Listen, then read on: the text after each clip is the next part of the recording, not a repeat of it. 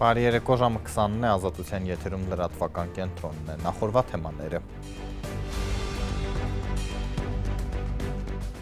Ընտրակաշարքի գործով ձերբակալվել են Արթուր Վանեցյանի կուսակիցները, նա քաղաքական հաշվեհարդար է որակում։ Սա հերթական զավեշտալի քրեական վարույթն է, որը որևէ հիմք չունի։ Ռուսաստանի պաշտոնյաները զգուշացնում են Հայաստանին չկատարել Եվրասիական միությանը հակասող քայլեր։ Ինչու է սահմանը բացելու փոխարեն Թուրքիան միայն դիվանագետների համար անվճար դարձնում վիզան։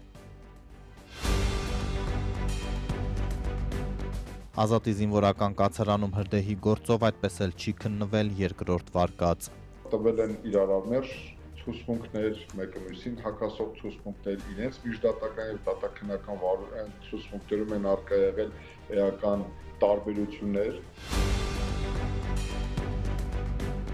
Նախատոնական շրջանում Երևանի մի շարք թաղամասեր 2-3 օր հոսանքազրկված էին։ Զելենսկի-Թրամփ բանակցություններից հետո Մոսկվան խստացնում է դիրքորոշումը Կիևին մեղադրելով Պուտինի կեցավայրի վրա հարձակման համար։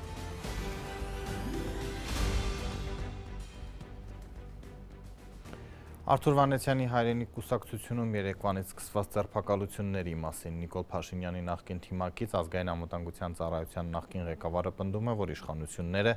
քաղաքական հետապնդումներ են իրականացնում, մինչդեռ իրավապահները հայտնում են Էջմիածնի ընտրություններում ընտրակաշառքի գործի մասին։ Գյուղական համայնքները արհեստական միավորելով միլիոնավոր դոլարների ընտրակաշառքներ բաց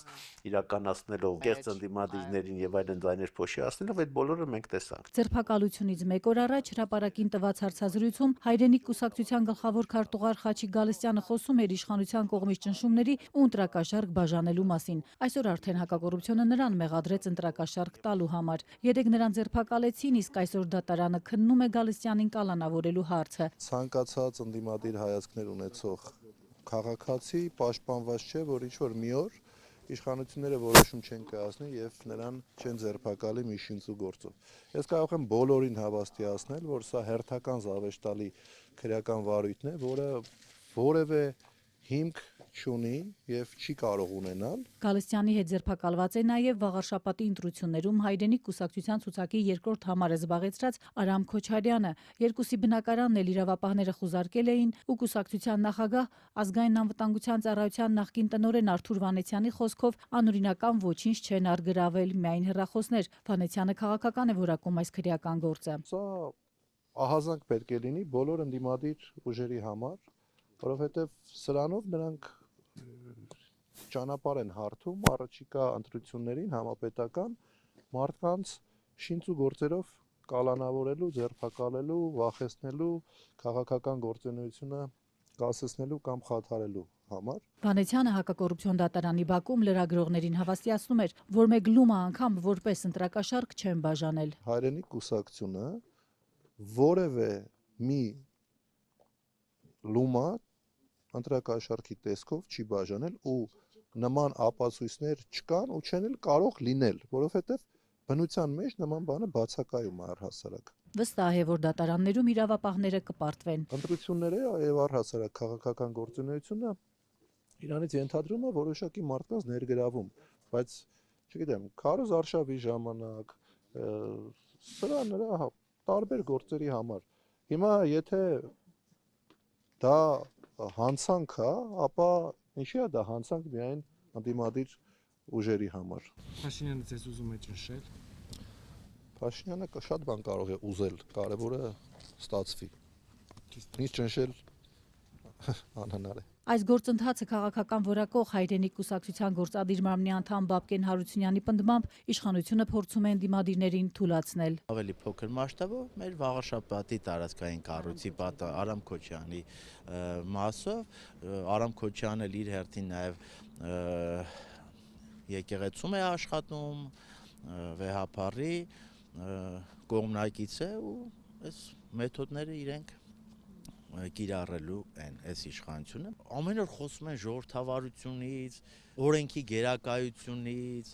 մեղադրում են նախկին տարբեր իշխանություններին, տարբեր արատների մեջ, բայց իրենցից արատավոր իշխանություն մենք չենք ունեցել։ Թե կոնկրետ ինչ գումարների մասին է խոսքը, հակակոռուպցիոն կոմիտեն չի մանրամասնում։ Մեղադրյալների փաստաբաններն էլ նախաքննության փուլում իրավունք չունեն փակագծերը բացել։ Մենք կարող ենք պնդել, որ այն ինչ որ գործընթացներ իրականացվել են ընտրական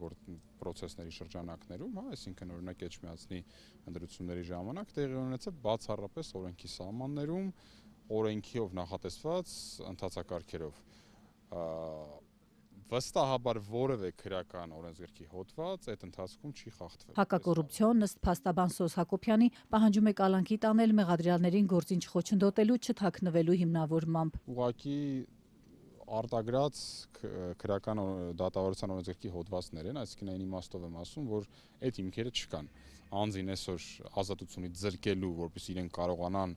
այդ օրենքով սահմանված իրանց գործառույթներից օգտվեն, որ օբյեկտիվ քննություն անեն, այդպիսի խնդիր չկա։ Բացի Հայրենիք կուսակցության 2 անդամից, այս գործով ճաղերի հետևում են եւս 6 հոգի։ Նրանց շարքում է նաեւ Արմավիրի մարզպետի նախկին տեղակալ Մովսես Քարտաշյանը։ Թե ինչ առնչություն է ունեցել նախկին բարձրաստիճան պաշտոնյան Արթուր Վանեցյանի թիմի հետ, հակակոռուպցիոնը չի մանրամասնում։ Մյուսների անունները իրավապահները չեն հայտնում, իսկ ընդդիմադիր Հայրենիքից պնդում են, թե Արմավիրի նախկին փոխմարզպետը իրենց կուսակցությունից չէ։ Ռուսաստանի դեսպան Սերգեյ Կոպիրկինը հայտարարել է, թե Մոսկվան հետևում է Վաշինգտոնում հայտարարված Թրամփի ուղի հայ-ամերիկյան նախաձեռնության շուրջ զարգացումներին։ Ռուս դիվանագետն ասել է, որ այն կարող է ազդել Հայաստանի Եվրասիական տնտեսական միության անդամակցության վրա։ Փոխարտգործնախարար Միխայել Գալուզինն իր հերթին այսօր ասել է, թե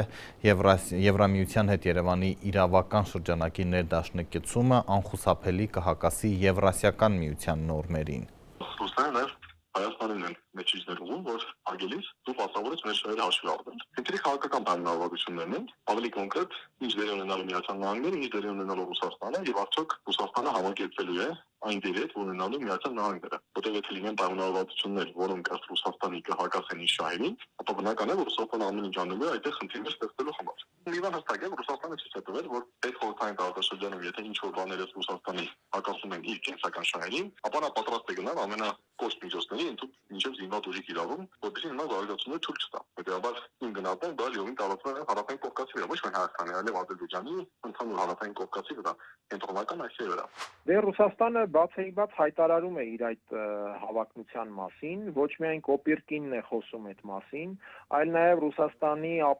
Ռուսաստանի արտգործնախարարության ԱՊՀ դեպարտամենտի ղեկավարը օրեր առաջ հայտարարեց, որ պատրաստ են Հայաստանի հետ քննարկել իրենց ներգրավվածության պարամետրերը։ Ես կարծում եմ, այստեղ Ռուսաստանը առնվազն հավակնելու է երկաթուղու հավատարմագրային կառավարման իրավունքի, քանի որ Հայաստանի երկաթուղին հավատարմագրային կառավարման ենթարկելու իրավունքը առանց այդ էլ ռուսական երկաթուղիներին է պատկանում 30-ամյա ժամկետով մինչև 2038 թվականը։ Եվ առնվազն այս հավակնությունը Ռուսաստանը փորձելու է առաջ տանել, ելնելով հենց այդ հավատարմագրային կառավարման արդեն իսկ եղած իրավունքից։ Երևանը երեկ հաղորդեց, որ հայ-թուրքական կարգավորման շրջանակում Անկարան խորհրդանշական քայլ է արել հայ դիվանագետների համար վիզան դարձնելով անվճար։ Միայն թե սահմանը գոնե դիվանագետների ու երրորդ երկրների քաղաքացիների համար բացելու պայմանավորվածության ֆոնին այս քայլը որակվում է չափից դուրս խորհրդանշական, հատկապես որ Վաշինգտոնյան համաձայնագրից հետո Անկարան փաստացի որևէ քայլ չի արել, թեև միշտ հայ-թուրքական կարգավորումը կապել է Երևան-Բաքու հարաբերությունների հետ։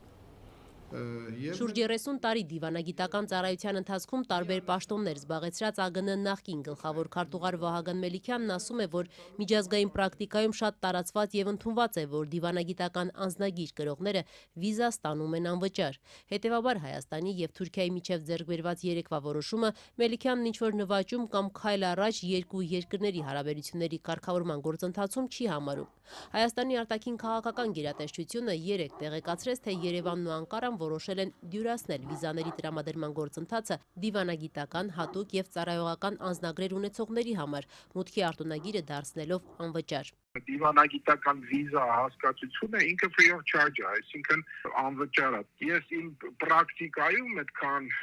ժամանակվա տասնյակ տարիների երբեք չեմ առնչվել մի դեպքի հետ որևէ երկրի հետ, որտեղ դիվանագիտական անձնագրով դիվանագիտական վիզա են խփում քո անձնագրի մեջ եւ դա վճարովի է։ Ես այդպիսի որևէ դեպք իմ կյանքում չեմ հիշում, չել կարող լինել։ Դա որպես տես խոշորագույն հաջողություն, քայլ առաջ եւ այլն ներկայացնելը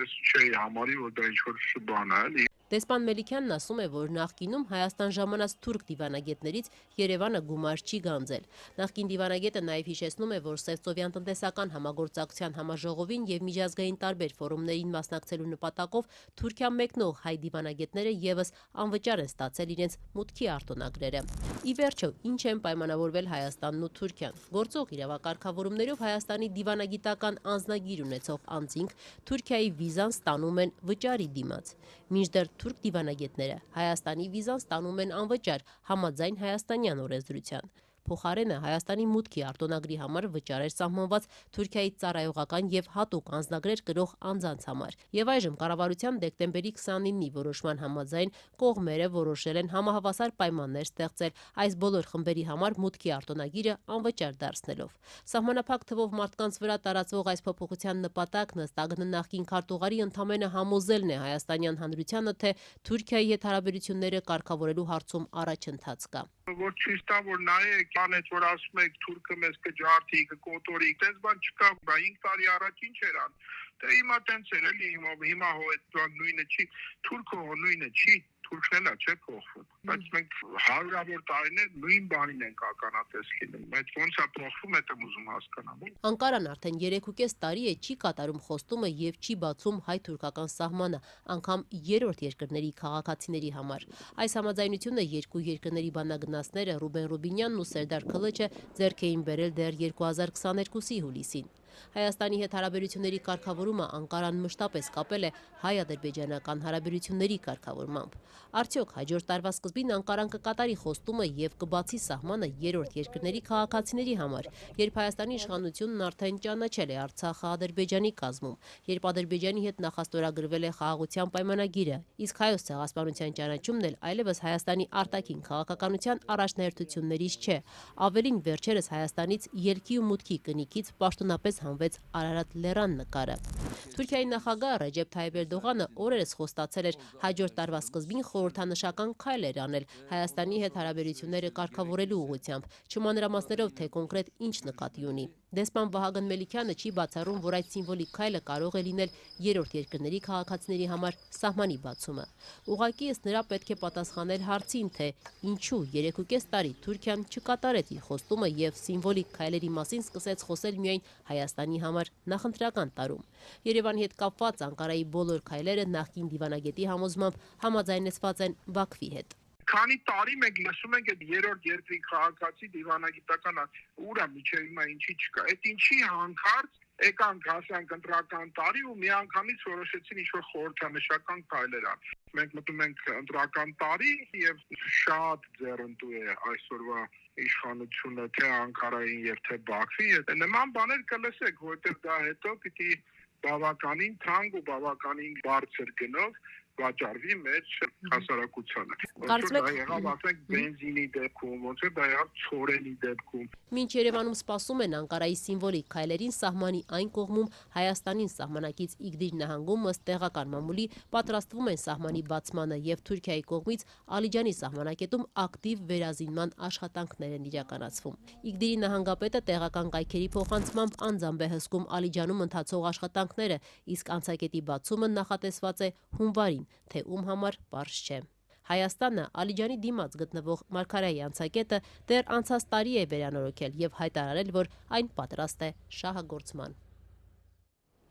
Ազգային անվտանգության ծառայությունը հրաժարվել է հայտնել տիրապետում են արդյոք տեղեկատվության, ըստ որի ամենայն հայոց կաթողիկոսը ամենօրյա ռեժիմով զեկուցում է օտարերկրյա հատուկ ծառայությունների ներկայացուցիչներին, ինչպես շաբաթներ առաջ խորհրդարանում պնդել էր վարչապետ Նիկոլ Փաշինյանը։ Ազգային անվտանգության ծառայությունից այսօր մերժել են հարցմանը պատասխանել, դա հիմնավորելով մի շարք օրենքների սահմանափակումներով։ օրեր առաջ, սակայն նույն ազգային անվտանգության ծառայությունը իշխանական լրատվամիջոցին էր տրամադրել կաթողիկոսի եղբորը Ռուսաստանի եւ Նոր Նախիջևանի հայոց թեմի առաջնորդին վերագրվող մի փաստաթուղթ, ըստ որի Եզրաստ Ներսիսյանը 80-ականներին հավաքագրված է եղել սովետական ՊԱԿ-ի կողմից։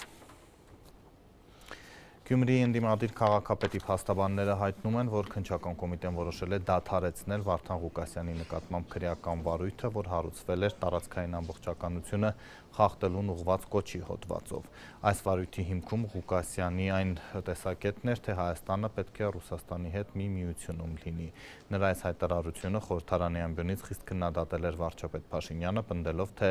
նման հայտարարությունների հեղինակները պետք է դուրս շպրտվեն քաղաքական դաշտից։ Այս վարույթի կարճումը, սակայն չի նշանակում, որ Ղուկասյանը ազատության մեջ կհայտնվի, նա շարունակում է մեղադրյալ մնալ կաշառքի, փողերի լվացման եւ պաշտոնական լիազորություններն անցնելու հոդվածներով։ Օրերս նրա կալանքի ժամկետը երկարաձգվեց եւս 3 ամսով։ Լրատվական կենտրոնն է եթերում, օրվա լուրերը թարմացվում են նաև մեր Telegram-ի ալիքում, իսկ թողարկման երկրորդ հատվածում դիտեք։ Ազատի զինվորական կացարանում հրդեհի գործով այդպես էլ չի քննվել երկրորդ վարկած։ Տվել են իրարամերժ ցուցմունքներ, մեկը մյուսին հակասող ցուցմունքներ, իրենց միջդատական եւ դատաքննական ցուցմունքներում են արկա եղել էական տարբերություններ։ Նախատոնական շրջանում Երևանի մի շարք թաղամասեր 2-3 օր հոսանքազրկված էին։ Զելենսկի-Թրամփ բանակցություններից հետո Մոսկվան խստացնում է դիրքորոշումը Կիևին մեղադրելով Պուտինի կեցավայրի վրա հարձակման համար։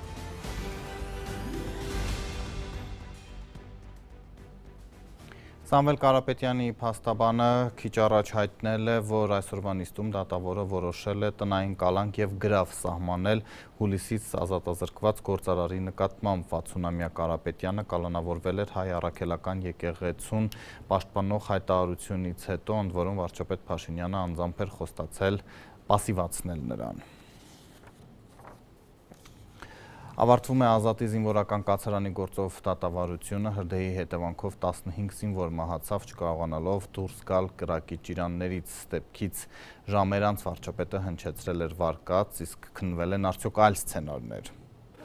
15 զինծառայողի կյանք խլած Ազատի զինվորական կացարանի հրդեհի շուրջ 3 տարի առաջ սկսված դատավարությունը մոտենում է ավարտին, անցնող տարում եւս մի քանի տասնյակ վկա է հարձակնվել։ Սակայն ըստ ուժողների իրավահաջորդների փաստաբան Նորայր Նորիկյանի հարցաքննությունները ոչ միայն չեն բացահայտել հրդեհի պատճառները, այլև նոր, բազմաթիվ հարցեր են առաջացրել։ Տվել են իրարամերժ ցուցմունքներ, մեկը մյուսին հակասող ցուցմունքներ, իրենց միջդատական եւ դատաքննական ցուցմունքներում են արկա եղել էական տարբերություններ։ Նորիկյանն ասում է 3 տարի ձգվող դատավարությունն ընթացել է պաշտոնական վարկածի շուրջ, թե կապիտան Եղիշե Հակոբյանը փորձել է բենզինով թեժացնել վառարանը, ինչի հետևանքով էլ հրդեհ է բռնկվել։ Ըստ դատաբժշկական փորձաքննության զինվորների մահվան պատճառը հրդեհից գոյացած շմոլ գազն ու այրվածքային շոկն են։ Մինչդեռ դեպքի վայրը զննած փորձագիտությունների ազգային բյուրոյի պայթյունատեխնիկական եւ հրդեհատեխնիկական փորձաքննությունների բաժնի պետ Դավիթ Մելքումյանը շաբաթներ առաջ դատարանում այս վարկածը հերքող պնդում էր արել։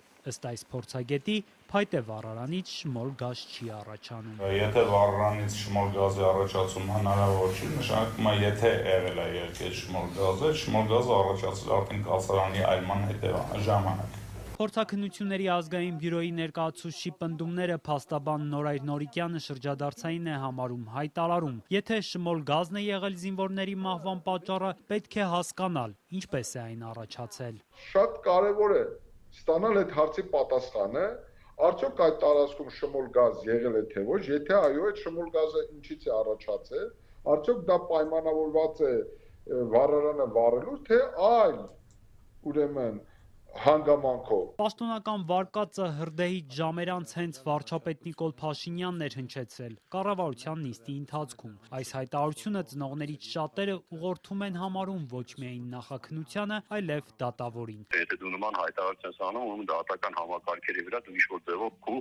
ազդեցությունն ուներ, գործներ բացառություն չի, այսինքն եթե դու ասես դատերի ընթացքում պաշտոնական վարկածից բացի այլ բան չի ապացուցվել, ես քո ասածը կարող դնեմ քո առաջ ու քեզ ապացուցեմ քո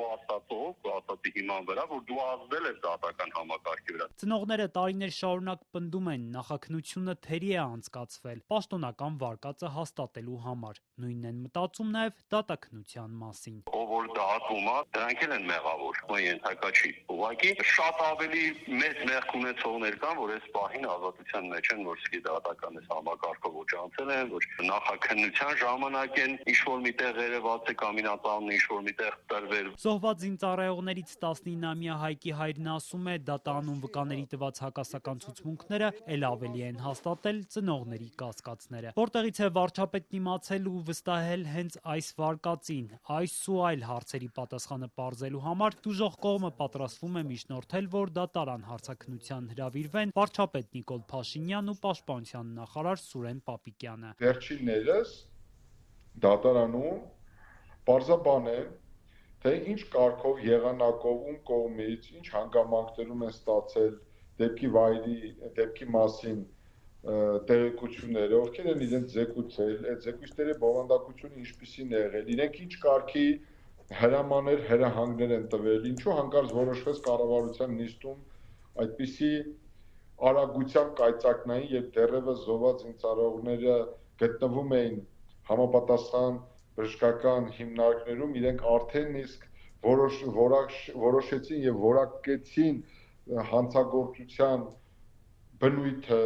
էությունը։ Տուժողների իրավահաջորդները պնդելու են նաև կրկնակի փորձարարություն հենց դեպքի վայրում, Ազատի կացարանի տարածքում։ Արտակարգ իրավիճակների համապատասխան ծառայության աշխատակիցները, ինչպես նաև փորձագետները, ինչպես նաև զինված ուժերի գլխավոր շտաբի թիկունքի վարչության հակահրդեհային ծառայության նախկին պետը չբացառեցին եւ հնարավոր համարեցին, որ այս իրավիճակում հնարավոր է անցկացնել քննչական փորձարարություն, դա մեզ տալիս է հնարավորություն պնդելու, որ այդպիսի միջնորդությունը բավարարվի դատարանի կողմից եւ իլտես բոլորին նման փորձարարություն իրականացվի, փորձելով հասկանալ, թե արդյոք հնարավոր է 5 լիտր ուրեմն տարայով բենզինը վառարանի մեջ ըստ պաշտպանության կողմի մեկ սուրճի բաժակ լցնելու արդյունքում նման հրդեհ առաջանա եւ 15 քնած զինծառայողներ չկարողանան դուրս գալ այդ կացարանից եւ լքել հրդեհի վայրը, որպեսզի հնարավոր լիներ խուսափել ողբերգությունից։ Դատարանն առաջիկայում կհետազոտի իրեղեն ապացույցները, հրդեհված կացարանի վառարանն ու տարածքում եղած ինքնաձիգները։ Միջազգային լրահոսից Ալեքսանդր Լուկաշենկոն ամանորի կապակցությամբ ներում է շնորհել 20 քաղբանտարկյալների, իրավապաշտպանների հաշվարկներով Բելարուսում ավելի քան 1000 քաղբանտարկյալ դեռ մնում է ճաղերի հետևում։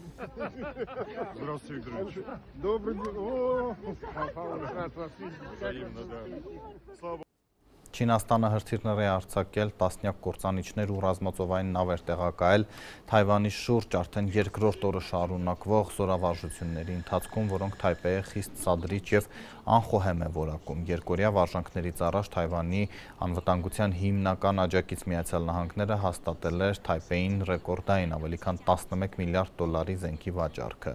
Այսօրի պատասխան Չինաստանի արտգործնախարարը հայտարարել է, թե Պեկինը հուժկու կերպով կհակազդի ամերիկյան զենքի խոշորածավալ վաճառքին։ Միացյալ Նահանգների նախագահ Դոնալդ Թրամփը Իսրայելի վարչապետ Բենյամին Նեթանյահուի հետ հանդիպմանը ասել է, որ դեռևս հաստատված չէ արդյոք Իրանը վերադառնում է միջուկային գործունեությանը, սակայն ընդգծել է, որ նման զարգացումների դեպքում հետևանքները կարող են ավելի լուրջ լինել, քան նախորդ անգամ։ Շտապել է արձագանքել Մոսկվան, կոչ անելով զերծ մնալ Իրանի շուրջ լարվածության սրացումից։ Իսկ Իրանում ազգային արժույթի կտրուկ արժեզրկման ֆոնին բողոքի ցույցեր են, ռիալը դոլարի նկատմամբ հասել է պատմական նվազագույնի, կենտրոնական բանկի ղեկավարը հրաժարական է տվել, որոշ քաղաքներում ոստիկանությունը ցուցարարներին ցրում է արցունքաբեր գազով։ Նախագահ Փեզեշքյանը հայտարարել է, որ կառավարության առաջնահերթությունը տնտեսական բարեփոխումներն են եւ ցուցարարների հետ երկխոսությունը։ Որոշ ակնկալիքներ կային, որ Թրամփ-Զելենսկի հանդիպման արդյունքներով խաղաղության ամերիկյան պլանը կարող էր շարժ գրանցել, սակայն Մոսկվան այսօր հայտնել է, որ Կիևը միտումնավոր խաթարում է գործընթացը։ Ռուսաստանը կխստացնի դիրքորոշումը բանակցություններում այն բանից հետո, երբ ռուսական կողմի պնդմամբ ուկրաինական զինուժը փորձել է անօդաչուներով հարձակվել նախագահ Պուտինի Նովգորոդի մարզի Վալդայ քաղաքում գտնվող կեցավայրի վրա։ Չնայած Կիևի հերկմանը Կրեմլի խոսնակը հայտարարել է, որ դա մեջբերում է ահաբեկչական գործողություն է ուղղված ոչ միայն անձամբ նախագահ Պուտինի, այլև Թրամփի դեմ եւ նպատակ ունի խաթարել բանակցային գործընթացն ու խաղաղություն հաստատելու ԱՄՆ նախագահի ջանքերը, ինչը ըստ նրա չի ստացվի։ Նախագահները պահպանում են երկխոսության վստահելի բնույթը եւ շարունակում այն, եւ նման սադրանքները պետական ահաբեկչության նման գործողությունները անկարող են խաթարել երկու նախագահների միջև վստահության այս մակարդակը։ Ռուսաստանի արտգործնախարարն ասել է, որ Վալդայում ռուսական հակաօդային պաշտպանությունը 90-ից ավելի ուկրաինական անօդաչու է խոցել։ Սերգեյ Լավրովն ուշադրություն է հրավիրել հանգամանքին, որ ենթադրյալ հարձակման փորձը տեղի ունենում բանակցային ակտիվ փուլում։ Ռուսաստանն անպատասխան չի թողնի դա սպառնացել է Լավրովը, հավելելով, որ պատասխան հարվածների թիրախներն ու ժամկետը հստակեցված են։ Նման անխոհեմ գործողություններն անպատասխան չեն մնա։ Ռուսաստանի զինված ուժերի կողմից պատասխան հարվածների թիրախները եւ դրանց իրականացման ժամկետները որոշված են։ Ռուսաստանի գլխավոր դիվանագետի խոսքով Ուկրաինան եւ Արևմուտքը պետք է ճանաչեն նոր իրողությունը, որը ստեղծվել է, երբ մեջբերում են Ռուսաստանի Դաշնությանը միացան Ղրիմը, Սևաստոպոլը, Դոնեցկը, Լուգանսկը, ինչպես նաեւ Զապորոժիե եւ Խերսոնի մարզերը։ Երեկ էլ Ռուսաստանի նախագահի օգնականներ մանրամասներ ներկայացրել Վլադիմիր Պուտինի եւ Դոնալդ Թրամփի հեռախոսազրույցից, որը թվով երկրորդն էր վերջին 2 օրում։ Յուրի Ուշակովը պնդել էր, թե հարձակման փորձի մասին տեղեկությունը ցնցել է Թրամփին, որը վրդովվել է եւ ասել, թե չէր էլ կարող պատկերացնել, որ ուկրաինական կողմը կարող է մեջբերում եմ նման խելագար քայլի դիմել։ Փառք Աստծո, որ մենք Զելենսկիին Թոմահոք հրթիռներ չտվեցինք, ըստ նրա ասել է Թրամփը։ Ուշակովի խոսքով Պուտինը Թրամփին տեղեկացրել է, որ հարձակման այս փորձից հետո Մոսկվան կվերանայի նախկինում ձեռք բերված մի շարք պայմանավորվածությունների վերաբերյալ իր դիրքորոշումը։ Վլադիմիր Պուտինի հետ երեկվա հեռախոսազրույցից հետո ԱՄՆ նախագահն ասել է, որ Պուտինն է իրեն երեք տեղեկացրել հարձակման մասին։ Թրամփն ասել է, թե վատ է, որ դա տեղի է ունենում բանակցությունների թեժ փուլում եւ հիշեցրել, որ ԱՄՆ-ն հրաժարվեց Ուկրաինային մեծ հեռահարության Թոմահոք հրթիռներ վաճառելուց, որպեսզի չվնասի բանակցություններին։ Սա զգայուն ժամանակահատված է, սա պատեհ պահ չէ։ Մի բան է հարձակողական գործողություններ իրականացնել, այլ բան է նրա տան վրա հարձակվելը։ Սա պատեհ ժամանակ չէ դա անելու համար։ Ուկրաինայի նախագահը կտրականապես հերքել է, թե նման հարձակում է եղել, պնդելով, որ Ուկրաինան չի անում որևէ բան, ինչը կվնասի բանակցություններին։ Վլադիմիր Զելենսկիի պնդմամբ սա ռուսական կողմին բնորոշ կեղծ հայտարարություն է, որը նպատակ ունի խոչընդոտել ԱՄՆ-ի հետ համատեղ աշխատանքի շնորհիվ գրանցված առաջընթացը, ավելին հող նախապատրաստել Կիևի պետական շենքերի վրա հարձակման համար։ Հիմա ռուսներն ակնհայտորեն կեղծ պատմություններ են հորինել ռուս բռնապետի նստավայրին հարվածելու մասին, որպեսզի արդարացում ունենան Ուկրաինային, մասնավորապես Կիևին հարվածները շարունակելու եւ պատերազմը դադարեցնելու համար անհրաժեշտ քայլեր ձեռնարկելուց հրաժարվելու համար։ Ուկրաինայի արտգործնախարար Անդրեյ Սիբիգան էլ հայտարարել է, որ Ռուսաստանը որևէ ապացույց չի հրապարակել, ապա աշխարհին կոչ է արել չարձագանքել չհաստատված այս պնդումներին, քանզի դա խոչընդոտում է խաղաղության գործընթացին։ Պատերազմի ուսումնասիրության ինստիտուտը իր զեկույցում նշել է, որ Մոսկվան ապացույցներ չի ներկայացրել հարձակման մասին։ Կազմակերպությունը հղում է անում ռուսական սոտա պարբերականին, որին Վալդայի բնակիչներն ասել են, թե չեն լսել, որ հակաօդային պաշտպանությունն աշխատած լինի, մինչդեռ 90-ից ավելի անօդաչու խոցելու համար ըստ աղբյուրի այն պետք է գործեր։ Չնայած Կրեմլը հայտարարում է դիրքորոշումը խստացնելու մասին, Հայաստանի վարչապետը ԵՄ երկրների առաջնորդների հետ Ուկրաինայի շուրջ զարգացումները քննարկելուց հետո այսօր հայտարարել է, թե խաղաղության հաստատումը շաբաթների հարց է։ Pokój jest na horyzoncie. Nie ulega wątpliwości, że Խաղաղությունը շատ մոտ է, անկասկած տեղի են ունեցել իրադարձություններ, որոնք հույս են ներշնչում, որ այս պատերազմը կարող է ավարտվել եւ բավականին արագ, բայց դա դեռ միայն հույս է, դեռ 100%-ով հաստատ չէ։ Ale to jest ciągle nadzieja. Ciągle daleko od 100% pewności. Գերմանիայի կանցլերն էլ սոցցանցում գրել է, որ հիմա բոլորը, այդ թվում Ռուսաստանը, պետք է մեջբերում են ազնիվ ու թափանցիկ լինեն։ Դիվանագիտական այս զարգացումներին զուգահեռ ռուսական զորքը գիշերը հարվածել է Զապորոժիային եւ Չեռնիգովին կանտ ուժասներ։ Ռուսաստանը պնդել է, որ եւս 2 բնակավայր է գրավել։ Ռուսական հարվածներից վնասվել են Օդեսայի 2 նավահանգիստների ենթակառուցվածքները։ Ուկրաինական հարվածներից Բելգորոդում մի կին է սպանվել։ Հայաստան վերադառնանք, եկող տարի հոսանքը չի թանկանա, չի էլ էժանանա հանրային ծառայությունները կարգավորող հանձնաժողովը որոշումը կայացրել է այսօրվա նիստում էլեկտրաէներգիայի սակագների վրա ազդող բոլոր դրական եւ բացասական գործոնների վերլուծության արդյունքում։ Բայց վճարելու համար նախ սպառել է պետք նախատոնական այս շրջանում, երբ էլեկտրաէներգիան հատկապես անհրաժեշտ է, Եռուզեռ խոհանոցում դրսում էլ ցուրտ առանց էլեկտրաէներգիայի ու ջեռուցման են մնացել Երևանյան մի շարք թաղամասեր, ընդ որում որոշ հատվածներում հոսանքազրկումը ձգվել է մինչև 3 օր։ Ահա եւ ունես, հենց մի հատ երկար է, կարող է քորի։ Ինչպես շատ էրեբունցիներ, Օլեգ Բեգայանի ընտանիքն էլ է 2 օր առանց հոսանքի մնացել։ Հեցի Վարդաշեն ենթակայանի խոշոր հրդեհի հետևանքով վարչական շրջանի շուրջ 51,000 բաժանորդ հոսանքազրկվել էր։ Օլեգը գլխիճարը նախապես էր տեսել։ Մենք տունը գազով եք տաքացնում, լավ այս տարի որոշել էի բան տնեմ, բաքսի տնեմ 3 օր սացրջամ ենք անել բազորեն։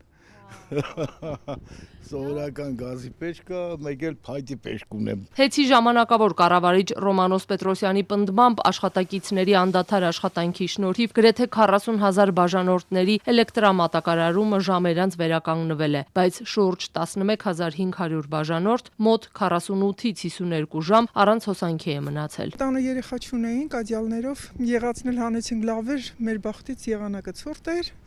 Հանեցինք ինչ որ ունեինք դրեցինք դուրսը, ոչինչ չեն կարողանել։ Այո, կոնդիցիոներով։ Մրսում էինք, չէինք տաքանում։ Դուրս էինք գալի, տունը չէինք մնում։ Գնում էինք քաղաք, ինչ որ տեղեր մոլերում տաքանում էինք։ 90-ականների մոտ է, գիտենք ձևեր, էլի։ Մոմ էինք վառում, լամպ ունեի, լամպ էի հանել, աշխատացնում։ Իսկ մտածում Սառնարանի մթերքն էլ լավ էր, եղանակը ցրտոտ էր, հալիքներիք բալկոն է։ Facebook-յան մեր հարցումներից պարզ դարձավ, որ այս պահին էլ Էրեբունի վարչական շրջանի մի քանի հասցեներում լույսերը միացել, հետո անջատվել են։ Հասցեներ էլ կան, որ ընդհանրապես դեռ չի միացել։ Օրինակ Աթոյան ու Արեշ փողոցների մի շարք տներ ու շենքեր։ Սարսափելի վատ։ Մենք լույսով համ տաքանում ենք, համ ջուրնա լույսով ու սարսափելի վատ։ Ոնց պիտի ցուրտ տան մեջ առանց ջրի մոտ լեգվ 92 թիվեր։ Դե մի հազարթվի լարեր է բաժարան, դե ինչ կարաս ասես։ Դե մոմ վառեցինք յոլա գնացի, մոմը կազ։ Հա, լվացնել նոր են կանմազիչ։ Հեցի ժամանակավոր կառավարչի պնդմամբ հրդեհի նախնական պատճառը մաշված ցանցն է, բայց բուն պատճառը պարզելու համար ասած ուսումնասիրություններ են սկսել։ Մենք վատթար եւ մաշված բաշխման ցանցում, որը ունենք ցավալիորեն արձանագրում իհարկե այսօր մեր հանրապետությունում, նման վթարները որևէ կերպ լիովին չեզոքացվող չեն։ Մենք վերազինել ենք ենթակայանը ավելի նորագույն տեխնոլոգիաներով, բնականon իրավիճակում նման մասշտաբի հետևանքները վերացնելու եւ էլեկտրամատակարարումը վերականգնելու համար օրդինար վիճակում անհրաժեշտ կլիներ 1 շաբաթից 10 օր ժամանակ։ Մեր մասնագետները դա իրականացրեցին շուրջ 2 օրվա ընթացքում։ Բացի սեփական ուսումնասիրությունները հեծը նաեւ իրավապահներին է դիմել։ Քննչական կոմիտեից ասացին վարույթ չնախաձեռնելու մասին որոշում է կայացվել հանցակազմի բացակայության հիմքով։ Նաեւ հանրային ծառայությունները կարգավորող հանձնաժողով այստեղ անելիք ունի։ Ռոմանոս Պետրոսյանից հետաքրքրվեցինք, բացառում է, որ պարզվի թերացումը հեծում է եղել։ Ասաց չի բացառում, բայց չի շտապում կարծիք հայտնել։ Հրդեհը ընդգծեց լայնամասշտաբ էր։ Շարքից դուրս եկան 23 բաշխման բջիջներ իրենց բոլոր ենթակառուցվածքներով, անվտանգային այդ համակարգով եւ ամբողջ ենթականը դարձավ ոչ պիտանի հետագա շահագրգռմանը։ Համացանցում մարդիկ դժգոհում են ու պնդում, հեծը պետք է փոխհատուցի մարդկանց վնասները։ Ոմանց կենցաղային սարքերն այրվել են։ Ռոմանոս Պետրոսյանն ասաց, նախ պետք է պարզեն պատճառները, հետո վնասներ կրած բաժանորդների հարցը քննարկվի։ Վնասներ կրած սուբյեկտները, պատճառները Պարզելուց հետո օրենքի կարգավորման տակ կընկնեն, բնականաբար օրենքի գերակայության պարագայում բոլոր ընթացակարգերը կգործարկվեն։ Քանի դեռ բուն պատճառները պաշտոնապես հաստատված չէ, բնականաբար չեն կարող ասել որ կարգավորմամբ առաջ կգնա գործընթաց։ Մեզ հանդիպած Էրեբունու բնակիչները փոխհատուցման հույս չունեին։ Որտան լավ կլինի, բայց հույս չունեն որ կտան։ Հեծը որ մեկին դե փոխհատուցում տա։ Մեր երկիրը այնքան դժվար բանի մեջ է, որ հա շատ ահավոր վիճակի մեջ է։ Այդ 2 օրը որ մու փոխհատուցեց։ Հա ենթադրենք թո փոխհատուցի։ Ինչներս փոխվի, նախ տեղած եղել սա։ Պետք չլներ։ Փոխհատուցումը բացառված բան է եղել։ Հոգեբանական բարոյական այդ վնասը կարան փոխհատուցել 2 օրվա չէ։ Այս օրերի ինտերնետը փակել ու տուն էին գնացել նաև համայնքի մի շարք խանութներ։ Չենք աշխատել, փակ ա եղել խանութը։ Բայց օրինակ Միրգ բանջարեղենի վաճառքով զբաղվողները հոսանքի այլընտրանքային տարբերակներով են կարողացել չկանգնեցնել աշխատանքներ։ Գեներատորը միացրել ենք, բենզինը լցրել ենք, գեներատորը աշխատել, հոսանքը տվել,